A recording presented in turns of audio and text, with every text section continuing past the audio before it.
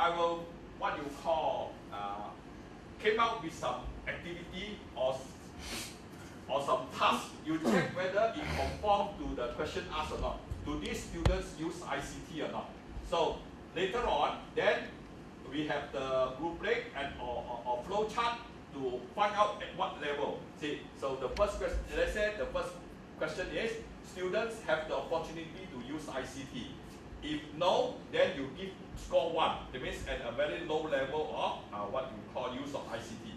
If yes, then you go on and follow the flow chart. Then from there, you can evaluate the what you call the activity that you plan. Okay, so next we will see.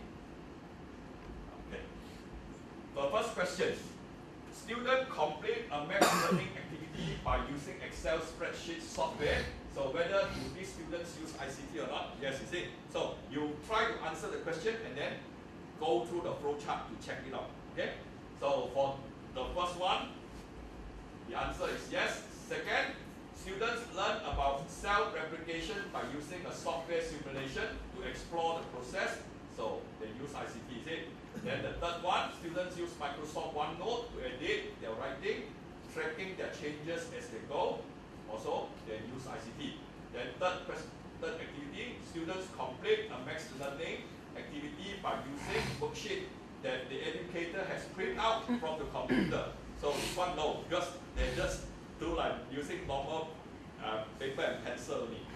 Then fourth one, students learn about cell replication by watching the educator demonstrate a software simulation of the process. Also no, you just watch only, is it? Then last one, educator use Microsoft OneNote to make and track suggested changes to the students' writing. This one also no. So next question will be, do these students use ICT support knowledge construction? So first activity, students use Excel spreadsheet software to analyze results of an experiment. So yes, they use it to support your knowledge construction. Students use a computer-based simulation to investigate how stars are formed. So I think this one also yes. Then the third one, students write an essay on a computer using Microsoft OneNote to help organize and synthesize their ideas in the writing. This one, they use that to support knowledge construction, is it? Then the fourth one, students use Excel spreadsheet software to add numbers together. This one not so much, is it? Then next, students watch a video about how stars are formed. This one also, they can use it to support knowledge construction. Students use Microsoft OneNote to type an essay they have written. So this is not up to the level of you use ICT to support knowledge construction. So you check your activity by asking questions like that, and then you use the flow chart to check out the level. Okay? And the next question will be, is ICT required for this knowledge construction? So students use internet to find newspaper articles about a current event from 3 different countries and analyze how the perspectives are similar or different. So this one, they required it for knowledge construction. Next, students use a computer-based simulation to investigate how stars are formed. This one also, yes, is it? Then the third one, students read the local newspaper online to research a current event and analyze 3 stories they find. This one not so much, is it? The last one, students use spreadsheet to compute totals that they will use to analyze the data. This one also not used much for knowledge construction. So the next question, are these students designer of an ICT product? So in computer programming class, students use Touch Develop, is a program, to design and program a mobile smartphone app that could help senior citizens in their daily life. So they design an ICT product. Okay? Students create videos of their own, interviews with local community members that will air on a local television channel program about our community. So this one also, they are designing an ICT product. So third question, students use the internet to research and communicate with local food producer and then develop an app to help families in the community make more local choices when they buy their food. So they have the ICT product design. Okay? So in much developed. To program a mobile smartphone app that causes the phone to vibrate anytime the user takes a photo. This is not so much as an ICT product. Students create videos of their own interview with local community members to submit to the educator on the end of the year assignment. Again, this is not so much as an ICT product. Okay, you just go through all these questions and find the appropriate level of the use of ICT in the what you call in the lesson. Okay, so you use at the very superficial level, you only achieve score 1.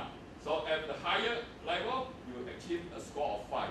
So you use these rubrics. Okay. Similarly, for other dimension, you have the flow chart for you to check whether those activities that you plan conform to the relevant dimensions or not. Okay. So for score 1, students do not have the opportunity to use ICT for this learning activity. If you score 2, students use ICT to learn or practice basic skills or reproduce information. They are not constructing knowledge. So for score 3, students use ICTs to support knowledge construction, but they could construct the same knowledge without using ICT. Score 4, students use ICT to support knowledge construction, and the ICT is required for constructing this knowledge, but students do not create an ICT product for their authentic user. Score 5, students use ICT to support knowledge construction, and ICT is required for constructing this knowledge, and students do create an ICT product for authentic user. So, as you said, in your lesson plan, you may incorporate quite a number of these skills inside, but certain skills are not achieved at a higher level. It's okay, but just to let you know how to use this rubric to evaluate your activity only. So it depends on what sort of skills or what dimension that you want to emphasize in your assignment or in your activity that you plan for your students. Okay, so this is one example of how you make use of the 21st century learning activities rubric. So you can actually download this one from the website. Okay, so there are 2 documents all together, so you can get it. Okay, so I will put more emphasis on the use of ICT in what you call in teaching and learning. So this is a model. There is a very famous model that what you call most of the people using ICT will based on this model to use it as a theoretical framework to work out. Okay, so actually initially we only have the content knowledge and the pedagogical knowledge only. This as we know. So when we want to teach a certain subject, we must be able to master the content first. So in order to deliver the content to the students, you must have certain skills. The one is the teaching method, okay, or teaching method. So you how to pace your teaching and learning, that is come under pedagogical knowledge. So initially you only got these 2 circles. This framework is put forward by Shulman. Okay. Later on, because of the what you call the progress in technology, more and more technology is being what you call implemented into teaching and learning. Then you have the technological knowledge is also important. So this model is being put forward by Bistro and Kohler. Again, these 2 Americans that put together this trade, they call it the TPEC model. It's actually technological, pedagogical, content, knowledge. This A is N. Some they just forget about this A. So some say TPCK. So now most of the time they have this A together. I think it's more easy for pronunciation. TPEC rather than TPCK. So you have this. Actually, I have a very good